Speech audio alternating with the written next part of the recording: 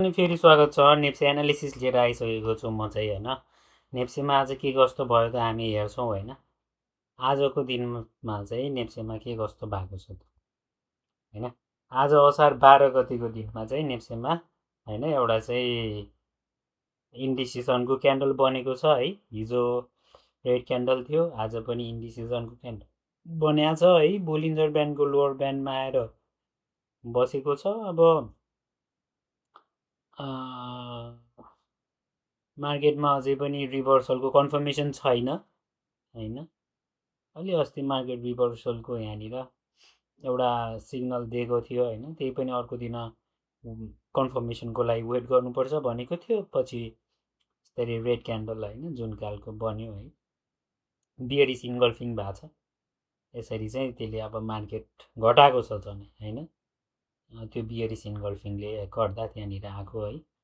त्यस्तै देखिन्छ मार्केटमा अहिले इन्डिसिजनको फेजमा चाहिँ गएको छ। अब एउटा पोजिटिभ कुरा पहिला के थियो भन्दाखेरि चाहिँ अब हायर लोको सबै हायर लो बन्दै गएको थियो होइन।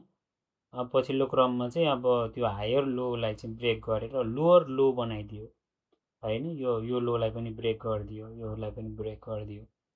अब हेरौँ होइन, यहाँसम्म छ अर्को सपोर्ट होइन। अब हाम्रो तल छ है, सपोर्ट हेरौँ यहाँनिर छ। अब त्योभन्दा पहिल्यै एउटा बुलिस कन्फर्मेसन दियो भने त अब राम्रै छ होइन।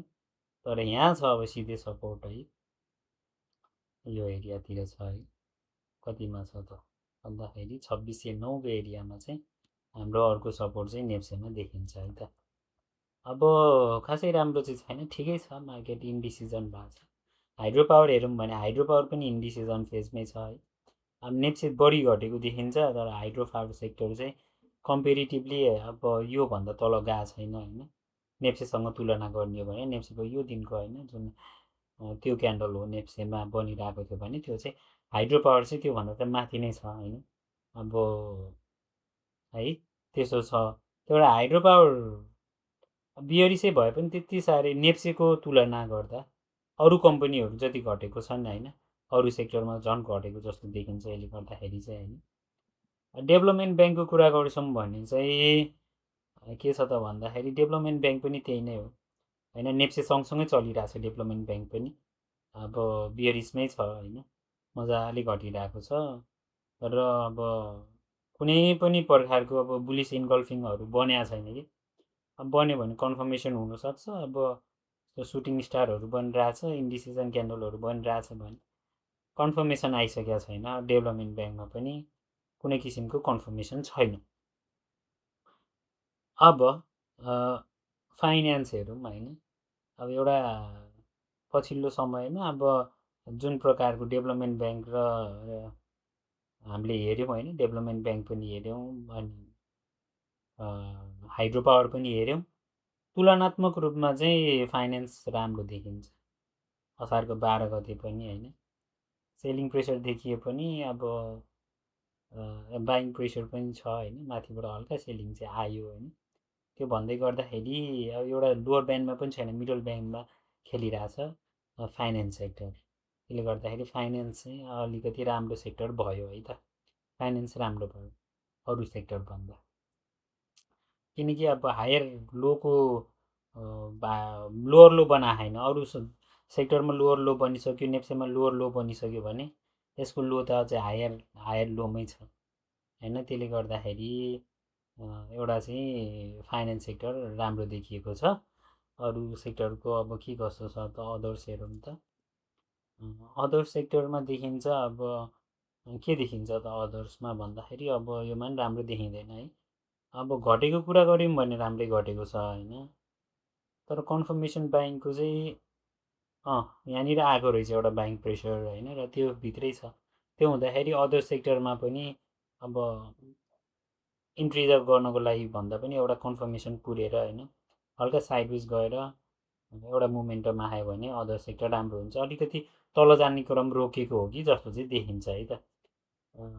अदर सेक्टरमा घट्ने क्रम चाहिँ रोकेको देखिन्छ। अदर सेक्टर चाहिँ अब घट्न रोकियो जस्तो देखियो। अब अरू हेरौँ भने होइन, नन लाइफ हेरौँ के कस्तो छ है। अब नन लाइफ सेक्टर हेर्छौँ भने यसले बोलिन्जर ब्यान्डको लोवर ब्यान्डलाई सपोर्ट मानेर होइन एउटा ग्रिन क्यान्डल चाहिँ बन्यो होइन। अब त्यसलाई कन्फर्म गर्छ कि गर्दैन भन्ने कुरा हो होइन। लोवर लो चाहिँ बनाएको छैन, यो लोभन्दा अर्को लो छैन होइन, माथि नै छ। त्यसले गर्दाखेरि नन लाइफ पनि ठिकठाकै देखिन्छ है त। अब फलोअप कस्तो क्यान्डल बन्छ त्यो हेरेर डिसिजन गर्न सकिन्छ। अहिलेलाई नन लाइफ पनि एउटा हल्का सपोर्ट लिएर बसेको जस्तो देखियो। लाइफ इन्सुरेन्सहरूमा के कस्तो चलिरहेछ हेरौँ होइन। अब लाइफ इन्सुरेन्सको कुरा गर्दाखेरि नन लाइफभन्दा अलिकति ट्रेन्ड नभएको देखियो होइन। अलिकति अलिकति त्यस्तो राम्रो देखिएन होइन नन लाइफ। अब हेरौँ अब कहिले लाइफ इन्सुरेन्स होइन कस्तो सपोर्ट लिन्छ होइन, कुनै प्रकारको छैन। नन लाइफ पनि लाइफ इन्सुरेन्स पनि त्यस्तो राम्रो देखिएन। सो यही नै रह्यो आजको भिडियोमा होइन, जसमा चाहिँ अब कुरा गर्नु पर्दाखेरि चाहिँ हाम्रो चाहिँ फाइनेन्स सेक्टर मात्रै एउटा पोजिटिभ सेक्टर देखियो भने नन लाइफले चाहिँ एउटा राम्रो सपोर्ट लिएर बसेको देखियो होइन। अब हाइड्रो पावर कम्पेरिटिभली धेरै अलि नघटेको जस्तो चाहिँ छ होइन। तर त्यो भन्दै गर्दाखेरि घट्न चाहिँ घटेकै छ, नेप्सेको तुलनामा अलिक घटे होइन होइन, त्यो कुरा भयो। अनि डेभलपमेन्ट ब्याङ्क अलिकति नेप्से सँगसँगै घटेको देखियो होइन। अब सपोर्ट ल्याएको छैन, कन्फर्मेसन छैन भने फाइनेन्समा चाहिँ ठिकठाकै कन्फर्मेसन भनौँ कि अब फाइनेन्स चाहिँ अलिकति स्टेबल भएको जस्तो देखियो मार्केट बढ्दा पनि होइन। त्यसमा कुनै राम्रो स्टकहरू छन् भने होला होइन। अब आजको गेनर र लुजरहरू पनि यस प्रकार छ होइन। डेभलपमेन्ट ब्याङ्कहरू अलिकति गएको छ लुजरतर्फ, डेभलपमेन्ट ब्याङ्क गएको छ होइन। अलिकति हाइड्रोहरू पनि पर्न गएको छ लुजरमा होइन। भने अब यता फेरि गेनरमा पनि रहेछ। त्यस्तो चाहिँ रह्यो है त ओभरअल हाम्रो एनालाइसिस, सेक्टर एनालाइसिस। कसैलाई आयो त भिडियो सब्सक्राइब गरिदिनु होला च्यानललाई होइन। धन्यवाद।